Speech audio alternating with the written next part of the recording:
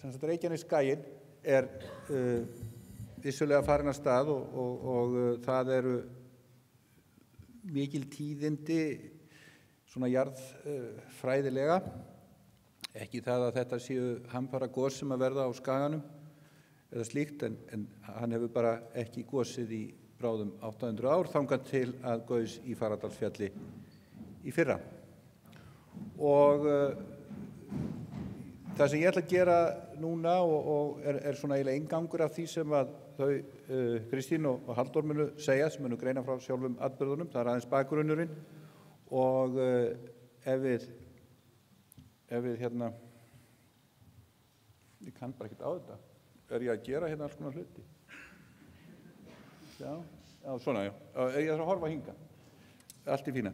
En þetta nú svo mynd sem að hérna þetta tímaás þarna, lóðrétt í skalinn og þið sjáið litinn og þetta þarna kerfin sem að það Reykjanesið og Fagradalsfjall var nú ekki til sem svona sérstakt kerfi, en nú menn, ég vil halda því fram að við að gera það, að Fagradalsfjall sé sérkerfi og síðan tekur Krýsuvíkin við.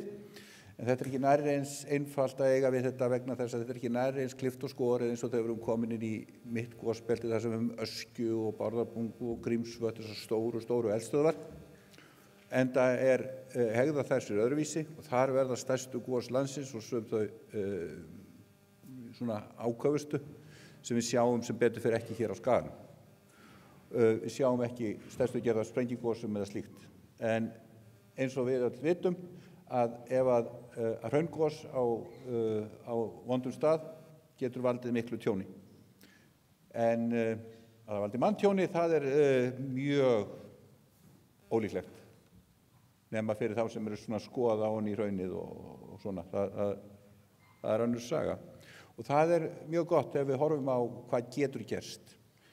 En ég ætla að, en þetta sem sagt skaginn allur, hann hætti fyrir 1240 var síðasta gosið hér á skaganum, komum þau eftir, þangað til núna og þetta byrjaði þá austast, það var í Brennisteinsfjallakerfinu og þar voru fyrstu gosin og svo færði þessi vestur á bóginn og það hefur verið svona sú mynd sem að jarðfræðingar að við höfum haft af því hvernig þetta myndi gerast og þess vegna myndi þetta verða eins núna. Eins og þið vitið, það bara alls ekki þannig. Þetta sko, við erum með alls konar hugmyndur og að hlutinni hegði sér alltaf eins. Ef þið hefðu talað við marga fyrir svona 10 árum síðan, svo já, það alveg regla hekla gís á 10 ára fresti. Ef við höfum það talað við sama fólkið eða fólk sko 40 árum áður, hekla gís á 100 ára fresti. Þannig að þekking okkar, þó hún sé töluverð, að þá erum við getum ekki að spádómar eru alltaf bara svona, ekki kannski alveg gisk út í loftið, en þeir eru alltaf mjög erfiðir. Við getum skoðað hins vegar svona langtíma þróunina, hvað líklegt þetta verði á næstu 200 árin, hvað gerist á því tímabili. En hvenær það gerist, það getum við ekki sagt. Og ef við, hér mynd sem að sýnir, kannski setur þetta samhengi aðeins. Þið sjáu rauða kortið, það Fagradalsfjallsgosið og þessi grái miklu flötur, þetta hraunið sem rann í þetta holurhraun sem rann 2014-15. Svo þetta Heklugosið 2000 og gosin sem að Fimmvörðuhálsi og Eyjafjallajökli. Þetta þau gos sem hafa orðið á síðustu 22 árin á Íslandi. Og líkur á svona stórt gos eins og Holurhraunsgosið hefur ekki orðið á skaganum í nokkur þúsund ár. Og líkur á því eru ekki miklar, en við getum ekki útilokað eitthvað slíkt gerist, en þá ef við horfum hins vegar á söguna, þá eru þau gos innar á skaganum heldur en hérna svona þetta utalega. Ef því utar sem við förum á skagan, því minni eru hraunin og svona gegnum sneitt. Og ef við, já, og hér þessi síðasta skeið og ég þarf að vera svona þegar ég sé ekki hérna, þetta svo flott kerfi, en þetta eru hraunin sem runnu á 450 ára tímabili, frá 800 til 1240 og þetta eru mismunandi litir, elstu hraunin eru dekkst og yngstu hraunin eru ljósust. Og þannig að þetta lengst til í austri, þetta kristnitökurhraunið frá 1000. Og þetta voru sem sagt svona þrennir eldar, það eru hérna eldar á 8. og 9. öld, það eru þessi dekksti hluti niður í Herdísavík, randar út í sjó, síðan eru eldar á 10. öld og það eru heiðmerkurbrunnin og fleira og hraun sem rennur út í sjó sem að hérna vellitir í Hafnarfirði standa á að hluta og síðan kemur næsti Krýsuvíkureldarnir, það eru 2 eða 3 gos og þau voru mun kröftugri heldur en gosið í Fagradalsfjalli. Við sjáum þetta eru apalhraun sem að hafa runnið með meiri krafti, svipað eins og Holurhraun, og þau runnu út í sjó beggja vegna. Og þið sjáum álverið í Straumsvík er byggt á öðru þeirra. Og síðan kemur síðasti hlutin, það eru sem sagt Reykjaneseldarnir og það er út á Tá og þar var eina sprengigosið og síðan það gosin hérna sem urðu hér á árunum 1226 til 1240 og þetta eru heimildir. Og nú, hvað getur kannski, það eru svona spurningar sem að vakna, hvað getur gerst, og þetta kort hérna, við sjáum þennan rauða flöt, inn á þessu svæði, allar gossprungur sem við vitum á skaganum frá síðustu 15.000 árum, falla innan þessa rauða svæðis. Og þið sjáum það, enginn þeirra nær út í sjó, hvorki norðan eða sunnan megin, nema út á Reykjanestá. Og þetta bara svona svolítið eins og skýringin á þessu er væntanlega svo að þetta eru 2 plötur, önnur við erum hér í Evrasíuflekanum, við erum svona Evrópu megin, færumst með Evrópu, þegar við erum komin hins vegar hinum megin og Keflavík færist með Amríku, þannig að vegalengdin til Keflavíkur er alltaf aðeins að aukast, en ekki mikið. Og þegar við erum að smyrja brauð, tökum við hníf og skjörum í gegnum smjörið eða smjörvan, það gengur mjög vel. En hann stoppar alltaf á borðinu eða plötunni eða þar stoppar hann. Af hverju stoppar hann? Því að þó við séum ekki að hugsa það, hann bara stoppar vegna þess að það eru fyrirstaða. Alveg eins með gossprungurnar, þær komast ekki lengra. Þannig að vísbendingarnar, það er gossprungur, það er engin merki það að gossprungur hafa nokkuð tíma náð inn í það sem nú er Grindavík. Það er bara komast ekki lengra. Það er það sem jarðfræðin er að segja okkur. Og það passar. Það er nú gott mál.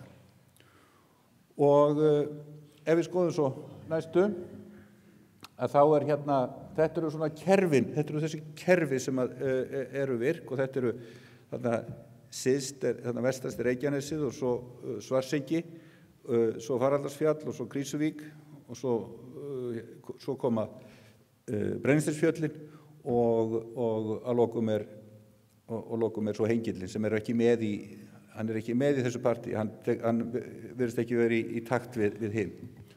Og þetta er nú svona ekki alveg, þetta er svona aðeins nákvæmari skipting, þetta passar betur.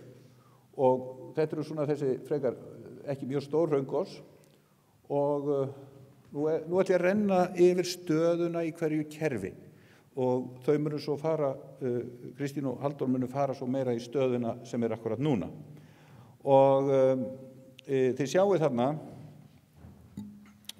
ekki hvað að gera, en þið sjáið þarna, það er sem sagt Reykjanes, síðasta gos 1226, þar eru skjálftar en ekkert landris núna. Fyrst það er ekkert landris, þá er mjög ólíklegt að það er ekki kvik að safnast fyrir. Síðan er Svartsengi, og það góði síðast 1240. Þar eru skjálftar, það eru skjálftarnir sem þið finnið hér og við finnum og komast til Reykjavíkur og Reykjavíkursvæðisins og þar er núna landris í gangi og búin að vera í 2 eða 3 vikur. Og síðan Krýsuvík og þar Krýsuvíkurkerfinu, þar gaust síðast 1179, vissulega skjálftavirkni, það ekki landris, ekki nema allra síðst, Halldór kemur að því. Og svo Brennisteinsfjöll, þau gaustu síðast árið 1000, Kristjökurhraunið, og þar ekki merki óróa núna. Og þannig að við setjum Reykjanes á svona gult, og Svartsengi lendur á gulu, þetta kóðin grænt, gult og rautt. Rautt þýddi að vera eldgos, þannig að Svartsengi svona, það sýnir virkni umfram, en það þýðir ekki að það sé komið gos á morgun eða svoleiðis. Það bara þessi merki. Fagradalsfjall, vissulega verður það frá gulu, því þar hægt landris á stóru svæði. Síðan Krýsuvík, hún svona, þetta nær inn á hana, en hún svona einhvers staðar á milli. Og svo Brennisteinsfjöllin, það engin merki sem hægt að túlka sem kvika þar. Og nú, spá ég hvort það svo skrítið hérna hjá mér. Ég sé ekki hvað ég að gera. Og músin farin einhvern í anskotanum. Jæja, við bara gerum þetta svona. Og ef við förum núna hérna í raunin, og eldgosin í Svartsengisveimnum milli 1226 og 1240, og þau voru öll hérna, það Eldvarparhraunið og Arnarseturshraunið og Illahraunið, og ef við skoðum þetta aðeins betur, hérna Eldvarparhraunið, 20 ferkílómetrar, það svona svipaða stærð kannski eins og Fagradalsfjallsgosið í heildina, það ekki eins aðkreft, þannig að það dreifði mér úr sér.